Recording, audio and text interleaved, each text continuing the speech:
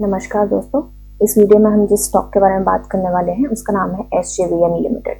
ये स्टॉक अभी 94.20 रुपीस पे ट्रेड कर रहा है। कल फ्राइडे को इसने 1% का मूव दिया है। इसकी मार्केट कैप की बात करें तो इसकी ऑलमोस्ट 37,000 करोड़ का मार्केट कैप है, जो कि अभी स्मॉल कैप से मिड कैप में भी अभी इसका लिटिल बिट प्रमोशन से उसका कंसीडर किया गया है इसको मिड कैप के लिए। डिविडेंड ये कंपनी देती है, बहुत ज्यादा नहीं बट थोड़ा बहुत डिविडेंड ये जरूर देती है। फेस वैल्यू इसकी 10 है। और प्रमोटर होल्डिंग्स की बात करें तो 81.8% प्रमोटर्स के पास है। अब इसके प्रमोटर्स कौन है? गवर्नमेंट की कंपनी है ये, तो काफी ज्यादा हिस्सा गवर्नमेंट के पास है इसका। बेसिकली ये कंपनी करती क्या है? ये कंपनी पावर सेक्टर में है। तो ये इनके जो प्रोजेक्ट हैं वो हिमाचल प्रदेश में है। काफी इनका काम 2 प्रोजेक्ट इनके हिमाचल प्रदेश में है, महाराष्ट्र में है, गुजरात में है, फिर गुजरात में है। तो इनके सोलर प्लांट्स हैं, इनके फिर हाइड्रो पावर से है, इनका विंड पावर में है। तो ये मतलब पावर सेक्टर में है। काफी अच्छा ये गवर्नमेंट का स्टॉक है। इनके क्लाइंट्स की बात करें, बेसिकली इनका रेवेन्यू कहाँ से आता है तो 25% के इक्विवेलेंट इनका रेवेन्यू आता है हिमाचल गवर्नमेंट से, 19% के इक्विवेलेंट इनका आता है यूपी पावर कॉर्पोरेशन से, JNK NPDD से 12% के आसपास आता है, एंड पंजाब से इनका आता है ऑलमोस्ट 9% के आसपास। अब थोड़े से इसके चार्ट के बारे में बात करते हैं। तो स्टॉक इस टाइम 50 DMA के ऊपर ट्रेड कर रहा है, which is a nice thing. तो स्टॉक में अच्छे खासे मूव देखे जा सकते हैं, घबराने की कोई बात नहीं है। PE इसका देखे तो थोड़ा सा मीडियम से ऊपर है, तो थोड़ा सा कॉन्शियस रहने की जरूरत है, बट अगेन इतनी कोई बड़ी बात नहीं है। ग्रॉस प्रॉफिट मार्जिन जो है इसका बहुत अच्छे तरीके से स्टेबल है। आप देखेंगे क्वार्टर सेल्स भी इसकी बढ़ रही हैं, बीच में थोड़ी सी नीचे गई थी, फिर उसके बाद इसने ओवरकम किया है जो भी हर्डल्स होंगे प्रोबेबली। तो सेल्स भी इसकी अच्छी हैं, एंड इसके बारे में काफी अच्छी न्यूज़ेस भी आई हैं। इन्होंने अभी रिसेंटली अपने प्लान्स भी लगाए हैं बहुत सारी जगह पे, तो काफी अच्छा आई थिंक इसका आगे रिजल्ट भी आने वाला है। अभी पुराने रिजल्ट की बात कर लेते हैं।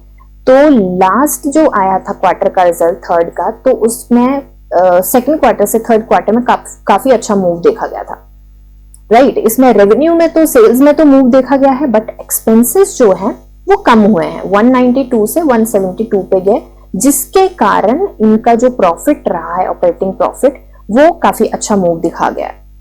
तो नेट प्रॉफिट की बात करें तो 272 से 272 से 440 चला गया है, जो कि एक काफी अच्छे रिजल्ट्स माने जाएंगे, राइट। अभी इसके शेयर होल्डिंग पैटर्न की थोड़ी सी बात कर लेते हैं। तो प्रमोटर्स के पास एज आई टोल्ड यू कि 81.85% है। FIIs के पास दिसंबर 2023 में 1.68% एंड DIIs के पास 5.97% एंड पब्लिक के पास जो है ऑलमोस्ट 10.5% है, 10.51% है। काफी छोटा चंक है हमारी आम जनता के पास। अब मैं इसके थोड़ी सी न्यूज आए हैं, शेयर होल्डिंग्स इसकी थोड़ी सी चेंज हुई है, FIIs एंड DIIs ने बढ़ाया है। तो FIIs का बेसिकली जो है उस पर अपडेट नहीं हुआ है। FIIs का है 1.7% एंड DIIs का है 6%, एंड अगेन पब्लिक के पास तो उतना ही है। तो FIIs और DIIs का अपडेट नहीं हुआ था वहां पे, तो मुझे लगा कि मैं आपको इसके बारे में थोड़ा सा बता दूं। बाकी इसकी थोड़ी सी इसके स्वॉट एनालिसिस के अकॉर्डिंग देख लेते हैं कि क्या है इसकी स्ट्रेंथ, क्या है। Price above short, medium and long term moving average आपको पता होगा, आप शेयर मार्केट के बारे में अगर थोड़ा सा टेक्निकल नॉलेज रखते हैं तो आपको पता होगा कि मूविंग एवरेज होता है जो स्टॉक का प्राइस होता है उसको लेके उसको कुछ फॉर्मूला होता है, उससे डिवाइड करके उसका मूविंग एवरेज निकाला जाता है।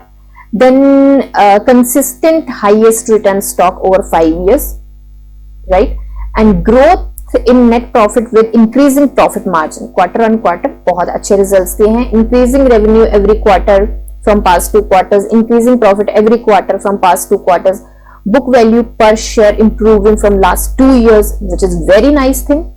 कंपनी विद 0 प्रमोटर प्लेज, इनकी कोई भी जो प्रमोटर के पास है शेयर्स, जितना भी हिस्सा है, कोई भी बिल्कुल भी प्लेज नहीं किया है। ये कंपनी के लिए बहुत ही ज्यादा अच्छी बात होती है, क्योंकि कुछ कंपनीज होती है जिन्होंने प्लेज किया होता है या उनके ऊपर कर्ज होता है या कुछ होता है, तो वो थोड़ा सा कंसर्निंग हो जाता है। तो वहां पे थोड़ी सी चिंता की बात आती है, पर यहाँ पे कुछ भी नहीं किया है, तो ये बहुत अच्छा पॉइंट है एक। FIIs एंड FPI और institution increasing their share holding. FIIs जो होते हैं foreign investment institutes and DIIs जो होते हैं डोमेस्टिक इन्वेस्टमेंट इंस्टीट्यूट, उन्होंने अपनी शेयर होल्डिंग ज्यादा करी है। This is very nice thing. Weakness इनकी है कि insufficient use of asset to generate profit, ये ओवरकम कर लेंगे, इतनी कोई बड़ी बात नहीं है। Degrowth of revenue and profit, ये अभी यहाँ पे मेंशन किया कि लास्ट क्वार्टर 2 क्वार्टर से काफी अच्छा ग्रोथ आया है। Declining in quarter net profit with falling profit margin, year on year में दिखाया है, बट क्वार्टर ऑन क्वार्टर में ये इंप्रूव कर रहा है लास्ट 2-3 क्वार्टर से, तो this is very nice thing. Again fall in quarterly revenue and net profit, तो ये भी एक चीज है कि क्वार्टर ऑन क्वार्टर में कर रहा है, तो ये ओवरकम कर रहा है चीजों को, एंड आई थिंक ये कर लेगा क्योंकि काफी अच्छा है, पावर सेक्टर में है, एंड आपको पता है पावर रिन्यूअल एंड एवरीथिंग ये अभी बहुत ज्यादा चल रहा है, क्योंकि आने वाले फ्यूचर में ये सारी चीजों पे ज्यादा फोकस किया जाएगा। Sell zone in stock, sell zone based on days traded at current PEN, ये सारी चीजें जो वीकनेसेस जो है आई थिंक इनको ओवरकम कर रहा है धीरे धीरे, जो कि यहाँ पे स्ट्रेंथ में भी आपको पॉइंट प्रूव हो गया। अपॉर्चुनिटीज की बात करें तो 30 day SMA crossing over 200 day SMA, ये बहुत ही अच्छी बात है। सिंपल मूविंग एवरेज जो होता है 30 डेज का 200 को क्रॉस कर रहा है, ये बहुत ही अच्छी बात है। और आप ये दे सकते हैं कि 34.5% returns for Nifty 500 over 1.2 years, ये निफ्टी 500 में इसने 34.5% रिटर्न्स दिए, ये बहुत अच्छा मूव है। हाई मोमेंटम स्कोर्स, तो इसमें क्या है 319.5% return for Nifty 500 over 5.1 year, 5 साल में इसने 319% से ऊपर रिटर्न दिया है, बहुत अच्छी बात है, बहुत स्ट्रॉन्ग पॉइंट है इसका। Highest recovery from 52 week low, बहुत अच्छी रिकवरी दी है, ऑफ कोर्स आपने देखा भी होगा, आप फॉलो करते हैं। IS indicating price strength, RSI indicating price strength, RSI अभी इसकी ठीक ठीक चल रही है, तो दैट इज वेरी नाइस। जो जिस हिसाब से प्राइस के साथ साथ RSI चलती है, कई बार ऐसा होता है कि एकदम से भाग जाती है, एकदम से गिर जाती है, तो ये प्राइस को थोड़ा जस्टिफाई कर रही है इसकी RSI। Stock near 52 high with significant volumes, तो स्टॉक जो 52 हाई के पास है विद काफी अच्छी वॉल्यूम के साथ, तो ये पुरानी थी, थोड़ा सा 52 हाई को ये टच कर चुका है, तो अभी देखते हैं, टच करके अभी वापस आया था, तो आई थिंक अभी फिर से ऊपर जाने वाला है। सो देखते हैं अभी क्या होता है। थोड़ी सी स्टॉक के बारे में, चार्ट के बारे में बात करें थोड़ा सा, तो ये पहले से ही अप ट्रेंड में है, बट मैंने एक छोटा सा अप ट्रेंड अलग से बनाया है। पहले से ये वैसे ही यहीं से ऊपर है, नीचे भी गया थोड़ा, फिर ऊपर गया। ये कब से भागे जा रहा है? ये भाग रहा है मार्च 2023 से, तो आप देख सकते हैं कि तब से ये ऊपर ऊपर ऊपर ही जाया जा रहा है। ये जो है, ये जो मैंने चैनल बनाया है, चैनल के बीच में ही है ये स्टॉक। पहले ये गया था ऊपर, जो इसने अपना हाई लगाया था 100 रुपए के आसपास गया था, फिर से ये नीचे आया। अब ये यहाँ पे कंसोलिडेट करा और इसने यहाँ पे डॉजी बनाया है।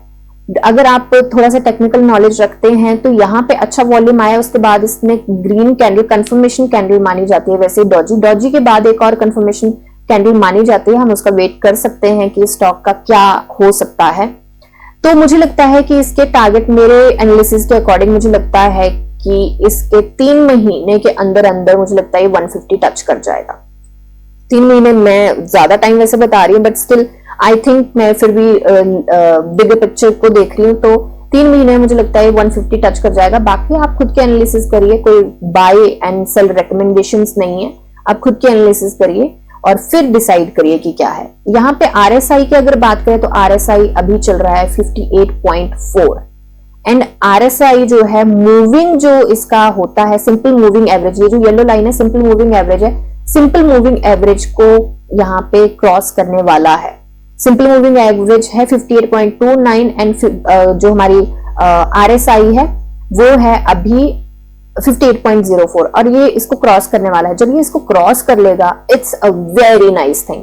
तो यहाँ पे आप देख सकते हैं, यहाँ पे क्रॉस किया तो प्राइस ऊपर गया। ये थोड़ा थोड़ा धीरे धीरे जा रहा है। अभी मुझे लगता है काफी अच्छे पॉइंट है, एंट्री पॉइंट है। यहाँ पे स्ट्रॉन्ग आप वो स्टॉप लॉस लेके चल सकते हैं 90.80 का, एंड जो आगे रेजिस्टेंस आएगी वो आई थिंक 100 या 100 या 101 या 102 के आसपास पर थोड़ी बहुत रेजिस्टेंस आ सकती है, बट लॉन्गर रन के लिए I think this is very nice stock and patience is the key, जो मैं सारी अपनी वीडियोस में बोलती हूँ कि अगर आप जुड़े रहेंगे, बने रहेंगे स्टॉक में, तो अल्टीमेटली ये आपको प्रॉफिट देके जाएगा। ऑफ कोर्स बहुत सारे ऐसे स्टॉक हैं जहां पे हम लॉस भी करवाते हैं, बहुत सारे स्टॉक हैं जो डीलिस्ट भी होते हैं। तो मेरा बस यही मानना है कि आप फंडामेंटल्स चेक करिए कि कंपनी स्ट्रांग है नहीं है, फ्यूचर के क्या प्लान्स हैं। अगर आप फ्यूचर प्लान्स कंपनी के पता करके चलेंगे और उसका क्या विजन है आगे एंड क्या उसके क्वार्टर एंड क्वार्टर रिजल्ट्स हैं, उन कितने प्रमोटर होल्डिंग्स हैं, कि प्रमोटर तो नहीं भाग जाएगा, सारा जनता को तो नहीं मिल जाएगा, तो वहां पे थोड़ी दिक्कत होती है। एंड ये जो स्टॉक है ये ऑपरेटर मैनिपुलेटेड भी नहीं होते हैं ज्यादा। And I think this is very nice stock, fundamentally strong stock है एंड ऊपर से गवर्नमेंट का है। तो इस स्टॉक में लंबे टाइम तक बने रह के आप काफी अच्छे प्रॉफिट अर्न कर सकते हैं। बाकी आप अपनी एनालिसिस कीजिए, मैं बस आपको अपनी एनालिसिस बता सकती हूँ, जितनी मेरी हेल्प हो पाएगी उतनी कर सकती हूँ। रेस्ट जानिए, समझिए, पढ़िए और फिर इन्वेस्ट करिए। थैंक यू, मिलते हैं नेक्स्ट वीडियो में।